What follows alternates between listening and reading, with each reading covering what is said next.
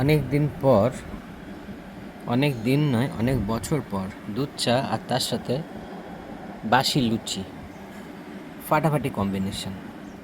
তো তোমাদের কে কে বা কারা কারা এরকম খাবার খেতে পছন্দ করো মাঝে সাঝে, যে দুধ চা আর লুচি? অবশ্যই কমেন্ট বক্সে জানাবে। আমার তো ভীষণই ভালো লাগে, যদিও খাবারটা কতটা হেলদি বা আনহেলদি আমি জানি না। হেলদি তো মোটেই হবে না, আনহেলদি হবে, বাট মাঝে মাঝে খাওয়া যেতেই পারে।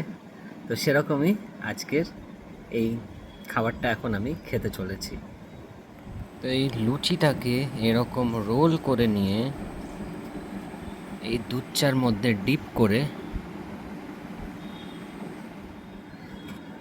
তারপরে খাওয়ার মজাটাই আলাদা।